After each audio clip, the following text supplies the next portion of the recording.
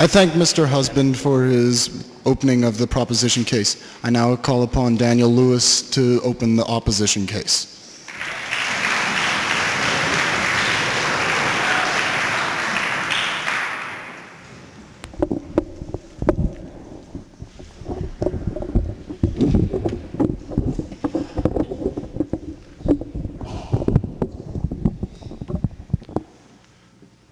What we've heard so far today from the proposition is something which all Canadians would like to believe. We'd all like to believe that Canada is the centre of the universe. We'd all like to believe that Canada can solve all the world's problems on its own. We'd all like to believe that no matter what other countries do, if we're doing the right thing, that's all that matters.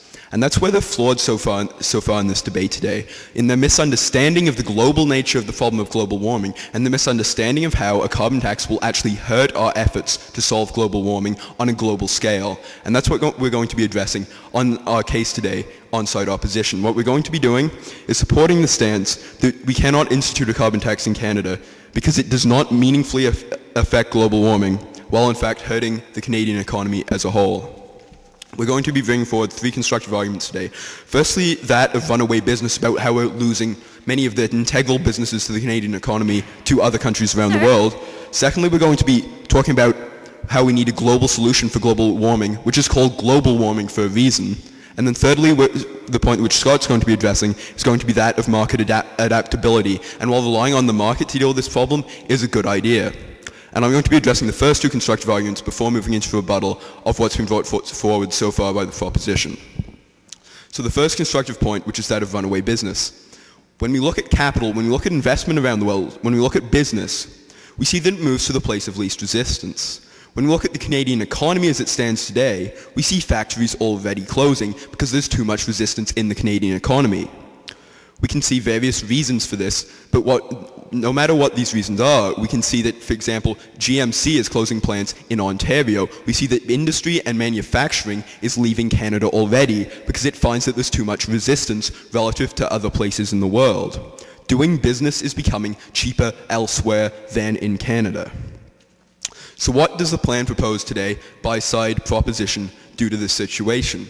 What they're doing today is adding more resistance. What they're doing today is making it more and more expensive to do business in Canada. What they're doing today, in fact, is driving businesses out of Canada. Yes? Is it not true that many of these businesses are based on non-renewable resources and will eventually be ousted in the future, and the only way that they can actually stay competitive is if there's a carbon tax?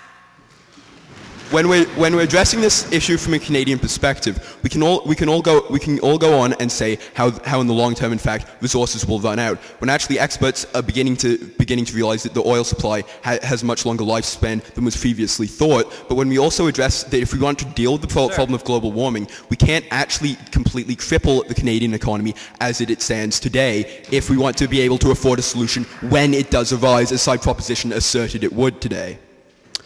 So furthermore, we see that we are adding more resistance to the Canadian economy, adding an incentive for these companies to leave. We can look at Denmark that instituted a carbon tax in the 1990s. By 1998, the entire manufacturing sector had completely collapsed. By 2001, the economic growth had declined to 0.1%. Sure. Is this something what we want for Canada today? I think on side opposition we can answer this question with a resounding no.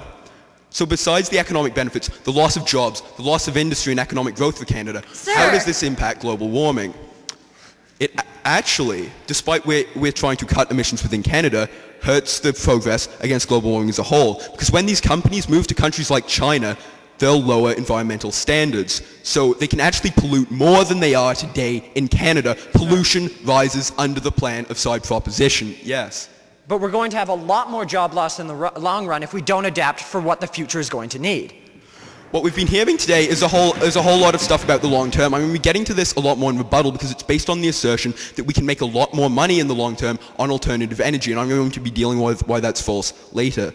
So we see that environmentally this is also a bad thing because it in fact impacts upon the amounts that these companies are polluting because they're now in a country that has in fact low environmental standards. So now the second point we're addressing today is that of how we in fact need to pursue a global solution. We see that global warming is based on global greenhouse gas emissions, of which Canada makes up 2.1%, no matter how high our per capita emissions actually are. We see that this percentage is decreasing as many nations around the world are developing economically. And we see that even if a carbon tax works within Canada, even if we cut that wonderful 2.1% we make up, we're still not going to solve the problem of global warming. We can pour as much money into this as we want. We can throw our economy away as fast as we want, but if we're not pursuing a global solution, we're not actually going to see an end to global warming. Sir.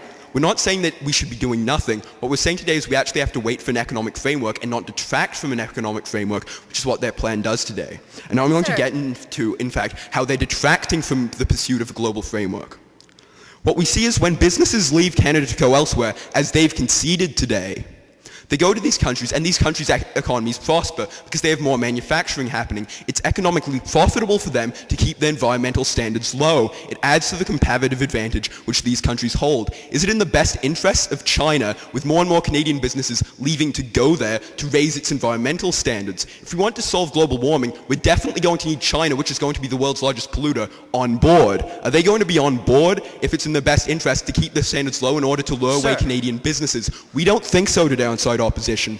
And to actually solve the problem of global warming, to maintain momentum behind the pursuit of a global framework, which side proposition agrees is attainable in the future, we actually cannot institute a carbon tax because it will actually discourage other nations around the world who are developing and profiting from our implementation of a carbon tax. We actually will be, in fact, hurting the fight against global warming. Now into rebuttal of what's been heard so far from side proposition in this debate today. Now with the plan they presented today, they never really told us how large this carbon tax was going to be, so I guess we'll have to assume that it's going to be fairly significant, but that was something they never really clarified in their case today. Now the first point today was that of the nature of taxation, and this was a really lofty point about why taxation is better than alternatives. But what we see in fact is that this isn't necessarily an incentive to switch to green technology. This is an incentive to leave Canada and go to a place where you can pollute even more than you are right now. This is an incentive to leave Canada and go to a place and get that place addicted on having low environmental standards. Sir. What we see today is because many industries, like the power sector, the production of electricity, which heats our homes and which is a big source of emissions in Canada, is based on a monopoly system. In fact, the essence of competition means that the higher prices will be passed on to Canadians, as opposed to there actually being an incentive for business to switch to green technology. The second point was that of alternatives, how the alternatives become cheaper, and we're going to become a market leader. Let's look at the market today. I think Denmark's already the market leader on alternative energy. I think many Scandinavian countries are already ahead of us. We're not going to just be able to jump in and win the race, starting from about 500 meters behind. What we see today is this whole argument about benefiting Canada in the long term is ill-founded on the fact that this point, in fact, is based on the fact that no one's pursuing green technology already. But the fundamental issue which this misses is whether or not we will have the strength to fight global warming when a global framework does come along, when a global solution does come along, if we screw our economy over right now. We would say that we won't on side opposition today. We would advocate that a carbon tax actually makes the problem of global warming worse. A carbon tax severely harms Canada's economy, and for these reasons, we must oppose this resolution. Thank you.